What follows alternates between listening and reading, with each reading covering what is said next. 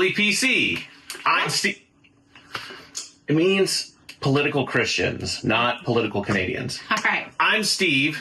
I'm Jen from somewhere in Sandpoint. That's right.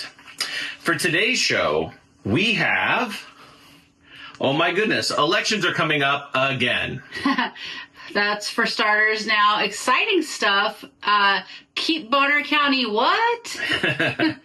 And stick around for some serious stuff. Idaho now has the death penalty for child rapists. Yeah, you don't want to miss this. That's a big deal. And if there's time... Fashion Sense from Steve and Jen. Woohoo! All right. That's us. All right. So, for starters, did you guys know there's an election coming up? I know that we just had one back in November, but they come around more often than every 4 years. This is on May 20th. Yes. Wait, January? March, yes. May? And here's what you got. And this is an at least because we'll get more information as the time gets closer. I don't think there's any candidates to vote on, but Sagal, West Side, and North Side, here comes a levy. Do you know what there are some other levies too, but this is the fire levy. Oh, that's right. Out there in West Bonner County, I think they have a school levy. Yeah. That's right. So we'll try and get more information to you guys about that. But you guys know what a levy is? Everybody knows what a levy is. It's a fancy word for tax. You're going to get taxed more. Only if you vote for it. Only if you want the services that it pays for. So that means wake up, people. Don't go to sleep just because everything is happening at the top end in Washington and everything's going good. I think everything's going good. Or whether you like it or you don't like it, either way, it's distracting, and that's what you're probably focused on. But there's a lot going on here at the county level. Yes, here in Bonner County, this is really going to affect your taxes. So I'll get conspiratorial here in a minute, but it's pretty significant. You can find the numbers online, but it looks like right now, Sagal, West Side, and North Side are being charged for every $100,000 of assessed value on your property. Respectively, it's 88 for Sagal, 51 for West Side, and 20 for North Side. That's right now for every $100,000. Just for your fire service. Just for fire service. And it's going to go up to, if the levy passes, 122, 122, and 61 for Sagal, West Side, and North Side for every 100,000. What does that mean? Well, remember a couple years ago when there was a big fiasco in politics? It's before this show. I remember. A few years before this show, but there was a big to-do about the assessor and the assessed value of property going way up, and that there was a factor to, what was the term that they were using? Usable. It had to do with the taxable assessed value. And it was about everybody sharing, taking their piece of the pie of the tax burden. And they said that it didn't mean that your taxes would go up unless the tax burden went up. And that's what this is doing. Yes. This would be raising the tax burden pretty substantially. So this is why I'm conspiratorial, because a few years ago they were saying, oh, your taxes aren't going to go up for the foreseeable future. It is the foreseeable future. Right now, your taxes will go up. If you vote yes on this levy, they will go up. And your services might go up also. They say that the money... Supposedly, they're spending it on something. That's right. They say that it's going to be for personnel, to bring in more new staff. To fund the staff. Just for personnel? That's all that I saw listed. That's all that I saw listed was for new staff. So, again... So you have the assessed value, and yes, the vote is coming up, but a vote happened circumventing you guys. And I wanted to bring this to you. Jenny, did you know about House Bill 208, that it passed? Which one's that? It is the one that changed how fire districts whether they get merged or not, and by whom. And so what it was before was, if two fire districts, two taxing districts, two lines on a map that say which tax money goes where, if two fire districts wanted to merge, they had to present it to you, the people, and then it would come up for a vote. It would be on one of your ballots, either your May or your November ballot. You would vote on it whether it should happen or not. And they would have to prove to you why it should be that way. The burden was on them. But our representatives, Mark Souder and Jim Woodward, both who sponsored it on either side of the legislative the House and the Senate, they both sponsored it in either house. And now this is passed. And not many Republicans were for it if you look through the bill. But these two pushed this forward, and now they are the ones who decide, the fire districts decide what needs to be merged. And the constituents, that's you, will have the burden of proving why they shouldn't be to merging. the tune of 25% signatures of the affected area. That means the voters from the affected area, you have to go around with a survey and ask them. You guys know those people in the parking lots, or they come door to door and they're knocking. It's hard to get 25. If you had 1,000 people and you have to get 2,500 signatures, that's 250. There's always the issue, like, a lot of signatures don't go through. That's right. So it's and you have 30 days to do it. You make a complaint at the meeting that is talking about it, and then 30 days later you must have those signatures in. And that's to defend keeping it the way it is. To keep it the way it is. So the burden should usually be on the people wanting to change a law or a situation. And they're taking all the power away and carrying none of the burden. The burden is on you, and now the fire districts have the power in their hands to merge or unmerge. And like I said, this is, I believe it's in conjunction with this levy that's coming up.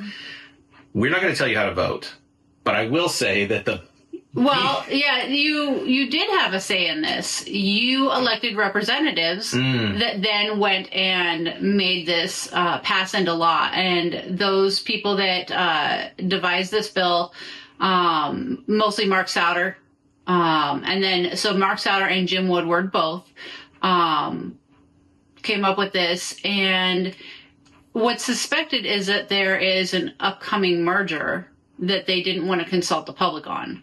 So that's what all of the, I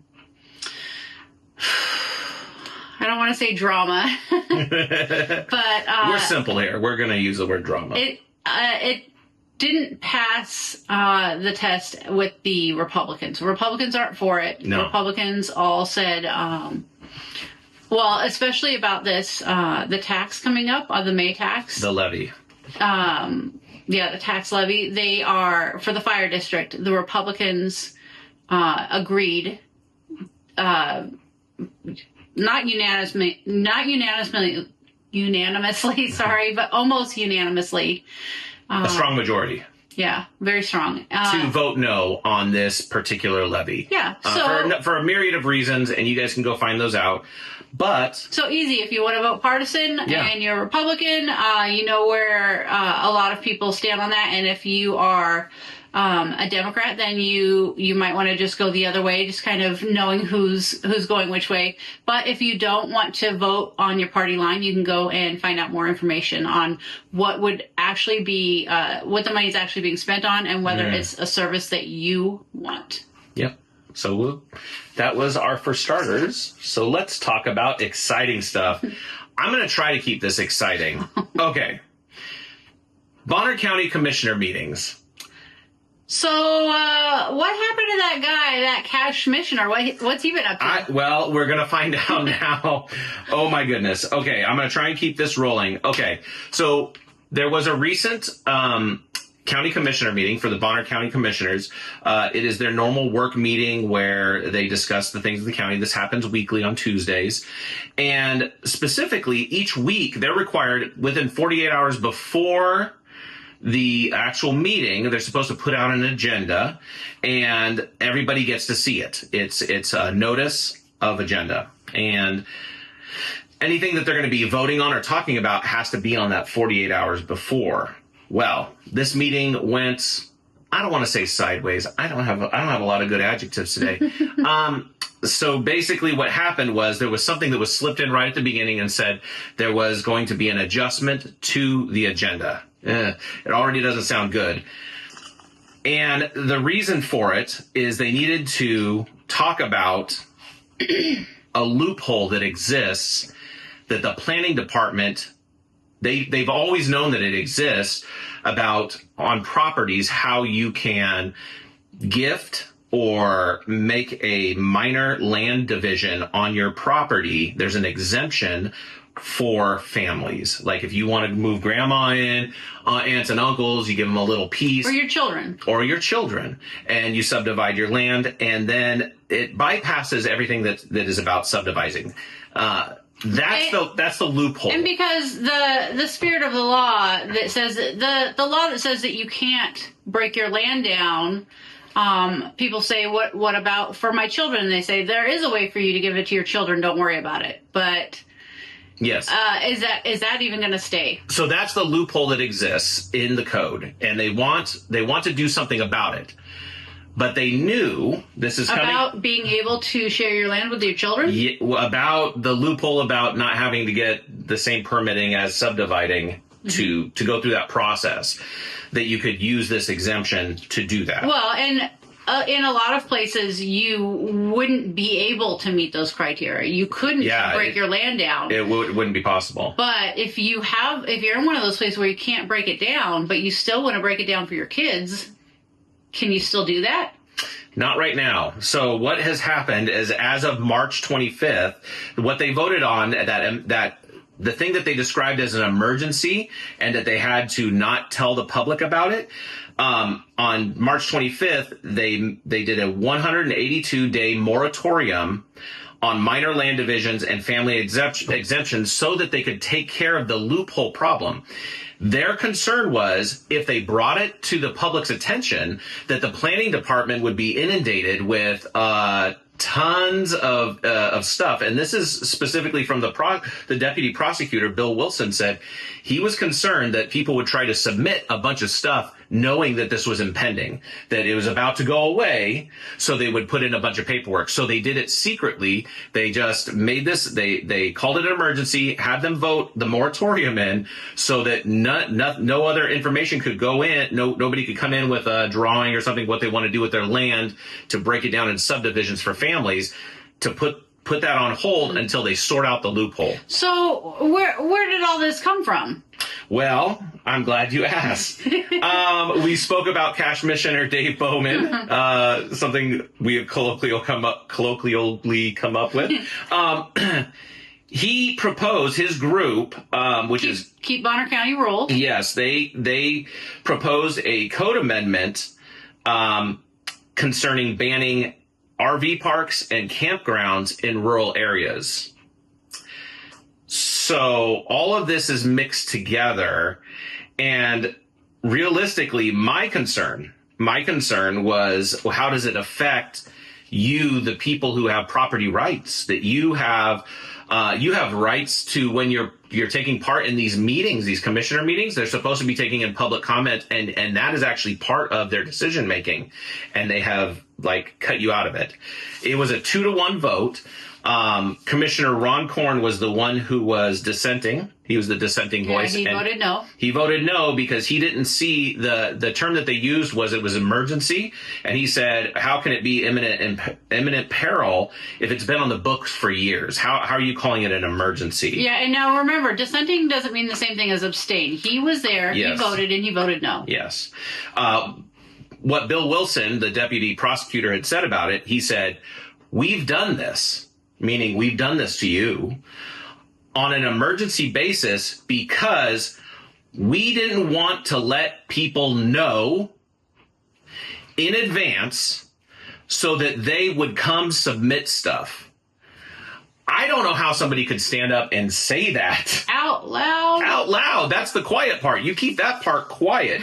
Anyway, he said that and a bunch of other stuff. Sneaky. Not that sneaky, though. It's just that nobody is really listening. That's true.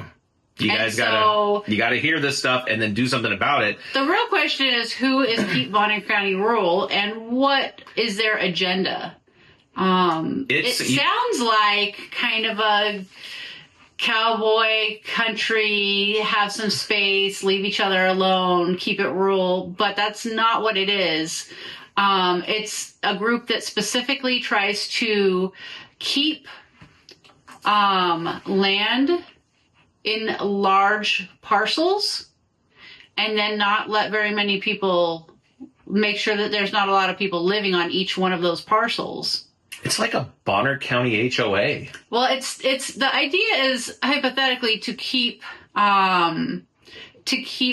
there from being a lot of congestion or residents in our area. But the way it's being done is with a ton of regulation that leaves you wondering, is it rural? Is it free? Is it what it was? It's a guy's coming in from Seattle, Dave Bowman, pretty recently from Seattle. Nirvana and Pearl Jam, they're grunge. They're from Nirvana and Pearl Jam. They're from Seattle. What Don't call me daughter. You know that one. Yeah, I don't know if they're for land use like Dave Bowman, but anyway, it sounds a lot of control. It's a ton of control on your land. It sounds cowboy. It sounds like it's for the people, for the land. But at the end of it, it's like your right to do what you want with your land is being diminished. It actually is. I might be overreacting here, but it makes me ask, are we allowed to reproduce and have children on our own property?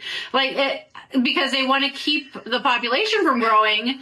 Where does this population control end? Yeah, so my big concern and the question I have closing this segment out is, after they get done with their discussions, which now we're out of it, I guess they might take some public comment on it. I just wonder if the exemption will be retained, that there will be some shred of that retained, because there should be something there. Your land you should be able to use with and for your family. And your future grandkids, whatever, whether it's dividing it up into some kind of little kingdom, that's something that could be sorted out. But I suppose we might have to go to one of these commissioner meetings. Ooh, can we go via Skype? No, you have to go. You have to go. Next one. The next meeting we go to, I think we're going to go to a commissioner meeting. Yeah, we'll let you guys know. Okay, so serious stuff. All right, you guys, Idaho now has the death penalty for child rapists.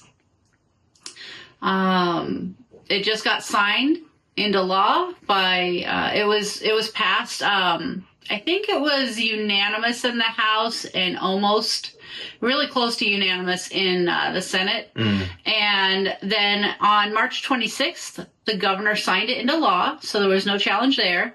And now HB 380 has been signed into law. We'll have another designation. That's HB means House bill. It's not bill anymore, so it'll get a new designation. It is law, and it raises the maximum. So it's not the death penalty for every child rapist or every violent child rapist.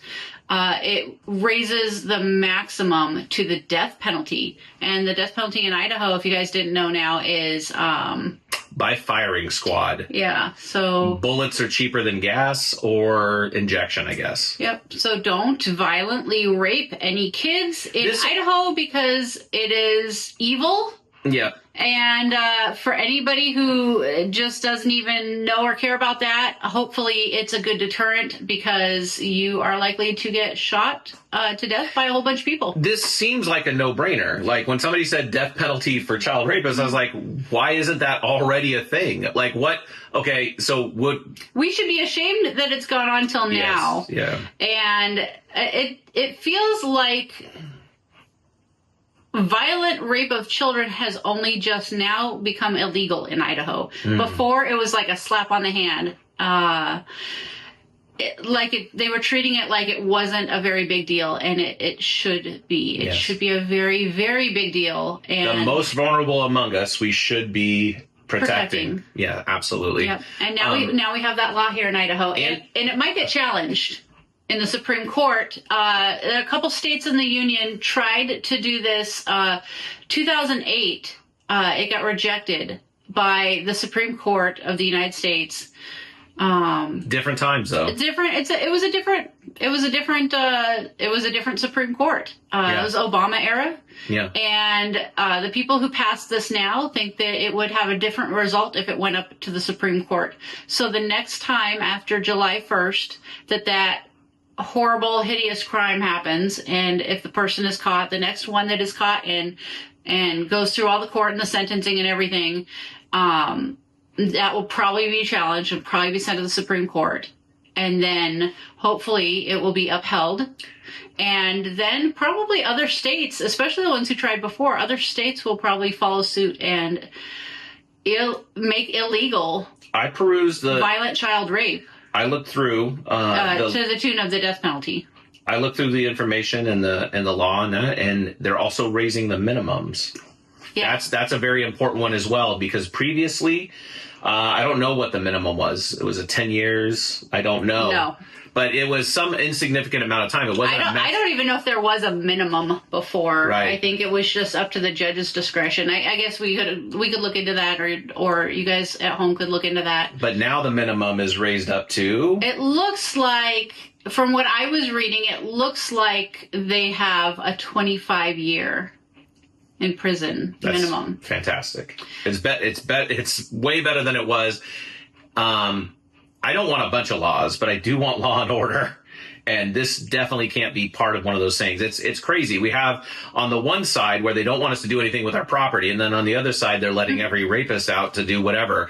And this all seems flip-flopped. It seems it seems wrong, but it seems like things are being made right on that end. So that's and there were some people who opposed this. The ACLU opposed it. Not a beacon of righteousness. Yeah, there were some. The criminal defense lawyer group opposed it, and people were saying things like the worst of the worst. That this doesn't just it doesn't just apply to the worst of the worst, and that would be a problem. But I mean, what are we talking about here? So.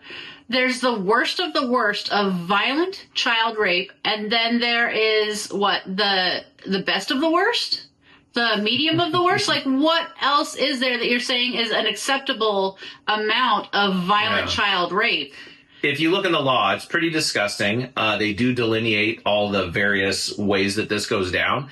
But for them to not... The aggregating factors. Yeah, they had no metric as to how long that would put somebody in prison. They named it all, but they didn't say this will keep this person in for that long. And so frankly, our broken justice system usually will tend towards minimums. They'll tend towards plea bargains and minimums, and they'll just push everybody through at the minimum amount. I envision... It is really, really sad what can happen to children, and it's like none of us are stopping it. I can foresee a really great thing happening in Idaho, which is those child rapists, the sex offenders. The sex offender registry. Yeah, that those people that are on there, if somebody was to look into it now and then look into it 2 years from now, I guarantee you they jumped through whatever hoop to move out of this state. I guarantee you that it's got a twofold effect. Number one, it's going to stop them from happening. It's going to be a deterrent.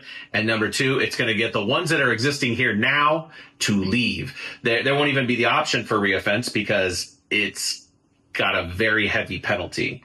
Why would we not have a heavy penalty for something so egregious? So it's great news. Fantastic news. They're about to close good up. job, Idaho. Yeah, they're about to close up on the legislative session. I can't remember what the end date is, but it's coming close because it's only 3 months. But we haven't run that long. It looks like we've been here for less than half an hour. So we had some more stuff we wanted to talk about. So if there's time, we're there. Yeah. Fashion Sense from Steve and Jen. All right. So today's earrings are brought to you by Jeannie Brown. And we will post her information in the comments. She is a friend of Liberty. Picture. She has been involved in politics and doing politics stuff with us for a couple years now, but she also makes jewelry, beautiful jewelry. Mm-hmm. And so for us to... So what would men do for fashion? That's maybe women would wear. What's a good fashion tip for men? I can give a great fashion tip for men. Hey, men, take a look at this coat. Now, the only thing that I've got going on...